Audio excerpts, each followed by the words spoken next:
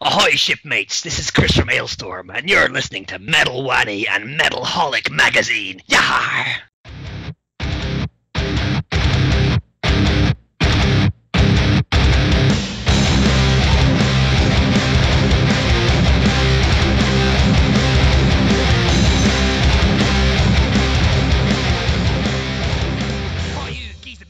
Mr. Christopher Bose, how are you doing? Hey man, I'm great. What's up? Nothing much, just chilling out. It's raining out here, and I'm listening to Sunset on the Golden Age. So, good choice of music. Wonderful. Now, let me congratulate you. The new album is releasing via Napalm first week of August, so looks like exciting time is ahead. Yep, there's lots of cool things going on in Ailstorm land right now, so it's, this is a great time to be me, I suppose. That's wonderful. Now, you got to tell me this, are you just trying to distract me so the rest of your members put a raid on my house and take out all the beer and rum I've got? Sure, yep. We'll do anything for beer. Well, I love that. Now, I've had the pleasure of listening to your album, thanks to John Freeman for the copy. And let me tell you something. I felt that it's a real treasure for all, rum-loving Land Robbers. Some amazing, catchy songs, morely showcases the piratical life, on the seven seas. So, wonderful stuff. Yeah, basically, we just wanted to make essentially catchy songs. We're not trying to make any pretentious fancy art. It's just we want to make catchy songs that people want to party to, and and of course the drinking side of it is cool. So it's drinking, pirates, catchy music. It's what we do, I suppose. Absolutely. Yeah, and then the new song "Drink," which was released, is a blast. I mean, the song is fun, is inspiring, more like alcoholism across the seven seas. And while listening to the album, it had the same vibe. So to all the fans who haven't had the pleasure of listening to the album, how would you, define this album? It's hard to say, compared to our last stuff, I think that the production it has been slightly different this time around. It's quite a lot more heavy guitar bass oriented riffing. Right. So, but you've also kind of refined the songwriting. So there's a lot more emphasis, like I said before, on this, this catchy sing-along choruses. We've bbeen doing this for 8 years now, and we play a lot of shows, and we get a feeling of what works best in a live environment. Right. And because we play so much live, it's it makes our lives more fun if we're playing songs that are fun to play live. So it's basically a really live-oriented music. It's just to spin it, to take a beer and raise your hand in the air and have a good drink. Right, so basically it's meant to unleash live with a beer in a hand and horns in the other. Absolutely, that's completely it. Wonderful. Now, I was listening to this track called, 1741, The Battle of Cartagena. Yes. What's the story behind this? Is a very interesting track in the album.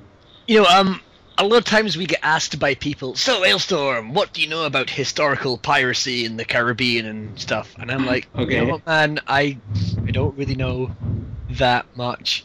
So basically everything in that song is, I went on Wikipedia one day, I just was searching through piracy articles, and then I found this thing about there was a battle in the year 1741 in Cartagena it's in Colombia. Cool. I was like, oh wow, this sounds like a cool thing to write a song about. So that just kind of happened by mistake, Awesome, that's cool. And the artwork, man, what can I say? It depicts that we are going on a ride, we are going on a journey, an Alestrom journey. Wonderful stuff. Yeah, that's the artwork's been done by the same guy we've had ever since the beginning. His name's Ingo Romling. He's this German guy, and he's just done all our album covers. And these days he knows pretty much exactly what we want from a cover. Absolutely. So I was like, hey man, just draw some ships and some cool pirate stuff, and then disappears. So it's great. That's awesome. And the promo photo of you guys with the beer or rum and everything in a pack, you have that look in your eyes that, you know what, we're going to steal off everything you got. Absolutely, that's what it's all about, It's kind of just crazy party thieves. Absolutely. And this one thing very unique about the album, the riffs, the keyboard riffs are kind of sleeky. I mean, influenced by a lot of classical power metal and folk metal elements. So the arrangement wise, how was the songwriting this time compared to your previous albums? Well, this time round, since we made our last album, we've had a second keyboard player join the band, Elliot. So we now have 2 keyboard players in the band. There's myself and him. So it's kind of given me more ability to think, right, there's an extra person here on stage, so we can play more complicated riffs. Of course, especially when I'm singing, it's hard to play complicated keyboard parts while singing. So I've always used to do it in the past. I would simplify the bits where there was vocals. But this time around, we can just layer up so much cool keyboards and still manage to play it live. So there's a lot more dense riffing in the songs. I think that's one of the bigger differences. But this time around, also, this was the first time that everyone in the band wrote something for the album. Great. Because previously it's kind of been left to me to come up with the whole album, and there's only so many ideas I've got inside my head. Right. So it's nice that this time around, Danny wrote a lot of the guitar riffs on a couple of the songs. Elliot wrote the whole song, Quest for Ships. Gaz wrote Wooden Leg. Awesome. Pete, our drummer, wrote some of Sunset and the Golden Age, the title track. Oh, so it's cool. a really big collaborative effort compared to the past. That's wonderful. Now you are a thematic metal band. So do you guys find difficult, hard to come up with new material that isn't, repetitive? Not really. I mean, from a lyrical perspective, sure, there's all the basic pirate stuff, True. like drinking rum, sailing ships, and walking planks. But we've also realized that there is no real limit to what we can sing about. Like, for example, there's a song on this about underwater bees. Right. There's a song about traveling to the future to kill space squid. But it all still fits this pirate theme somehow. So that's quite cool. But musically, we've been kind of broadening our influences. Right. Like we said, we've realized that there are no rules anymore. We've decided we can do what we want. I think we're enough of an established band that we can make the rules. We don't have to stick to one genre. So like on this album, there's a lot of this kind of surf rock sort of influence. There's some kind of screamy sort of metalcore riffs. There's even silly synthesizers everywhere. It's just I think we've broadened our range of things we've let ourselves do. So I don't think we'll run out of any ideas. Of steam. Yeah. So you guys have spread your wings, your musical spectrum wide open, and you're just doing stuff which basically, you love. Yeah. That's basically it. Wonderful. Now, since the album is, looming very close on the horizon, that, this, like you said, the songs are meant to be unleashed live. So while listening to the album, it's perfect for the crowd to sing along. I mean, is it intentional that you write songs to inspire, crowd participation, or it's just natural? Oh, it's it comes naturally to me. Like, it's just the way I seem to write music. It's always been this, but we deliberately try and make it as much as you can. Like, every time when I'm writing, I'm just like, when I write a riff, right, I just try to imagine I get this weird feeling that, wow, 2 years from now, this song that no one's ever heard before, and I've just written 5 minutes ago, suddenly there's going to be 20,000 people screaming it back at me. Oh. And that's it's a very strange feeling, kind of, obviously hoping that's going to happen, but, thinking, wow, this is going to be so good live. It's, it gets quite exciting writing it. So I'm just hoping it's, people actually do like what we've done and they want to sing it out. Absolutely, they will definitely love it. And we never had a pleasure of seeing you guys live, but I saw a video of you guys, you played on 70,000 Tons of Metal in 2012, and don't you think it's a perfect venue for true Scottish pirate metal? Yeah, that was just so completely out of this world. Like, all our songs are about being on a ship in the Caribbean, drinking loads of alcohol, and then there we were on a ship in the Caribbean, drinking loads of alcohol. It was like, this is just so perfect. Absolutely. So we're actually I think we've just been confirmed we're going to play it again next year. Wow. So I'm looking forward to that a lot. That's going to be a lot of fun. Now the first song on your set list has to be Drink. Let's start with a drink. I was thinking about it. I mean, it's maybe we're gonna start the set with of course the first track on the album. It's always nice to start in the same way, but I've kind of thought I'd like to start with Drink sometimes as well. It's just here we go, this is us, let's party. Drink. Perfect. Yeah, that's awesome. I'm glad you guys will be on ship in 2015. So while you guys are marauding the tour circuit, it can't be all beer, booze all the time. So when things get slow on the road, what does Alestrom like to do to pass the time? I mean, there is actually quite a lot of party. You'd be surprised by how much we can, keep going and not wake up with horrendous hangovers. Okay. So, yeah, but mostly on the tour, we love just, going out into the city, seeing what's around, hanging out with fans and stuff, because, we've been given this amazing opportunity to, go around the world and play music. So, I want to, enjoy the whole experience. So, go and see these crazy foreign cities, go out drinking with fans, just do everything. I just love getting out and about and just being a proper tourist. I guess that's my most favorite thing to do on tour, to be honest. Yeah, that's absolutely true. Now, the music is meant, it's a great drinking music, but what do you consider great drinking music that inspires you to write such amazing songs? Wow, I mean, my biggest musical inspiration has always been there's this band from England. They're kind of a bit underground, I suppose. They're called Balsagoff. Okay. They formed in the 90s. They're one of the first wave of this whole epic symphonic metal. And if you talk to the guys from like Fintroll, Churasas, Ensiferum, all these big, modern symphonic sort of folk music bands, and also, yeah, we love that band.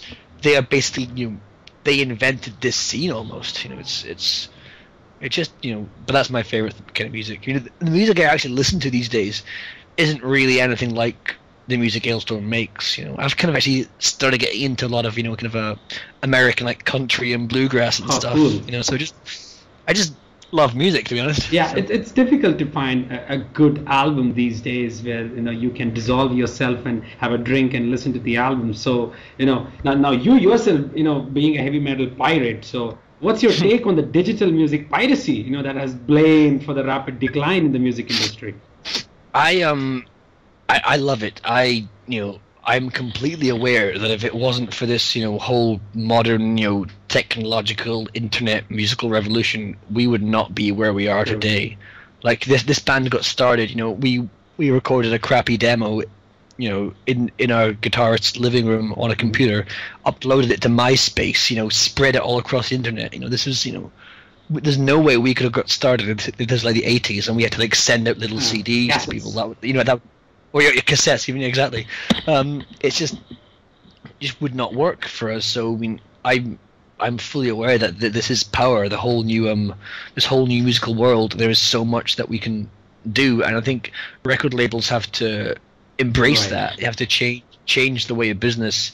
Get smart and move on. Absolutely. You can't just let technology get ahead of you, because there's so much more music these days. Like there's so many more bands because it's a more democratic environment. Everyone's got access to the same tools to create and tools to spread it.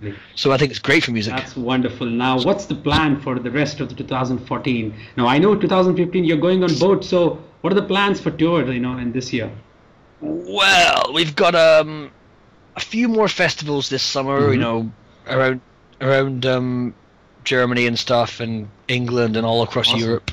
Then when it gets later in the year, we're going to hit a massive headlining tour. It's going to be like maybe 50 shows across all of Europe and the UK and everything, and that's just going to be huge. It's our biggest headlining tour yet, so I'm looking forward to that. That's amazing. We're going to get a bunch of bands that also sing about pirates to support us, so it's going to be a whole sort of piratey evening. It's going to be a lot of fun. Right. Then we're gonna go to a place like Japan as well. So it's gonna be. Is it the first time you guys are touring Japan? Yep. Never ever been there, so I'm really excited about that. The fans are amazing. Their dedication is what defines Japanese fans. So excited. That'd be great. Can't Absolutely. wait. Now that brings me to the question. There are a lot of fans out here in India who love to listen to music which inspire them to have an alcohol on the right hand and horns on the other side. So when is Alestrom going to come to India? We were offered to come to India just a few months ago in January. Oh my God! But we couldn't do it. We couldn't do it. It was, the timing was bad. It was I think we had something else booked, and it just simply wasn't going to work. So who knows?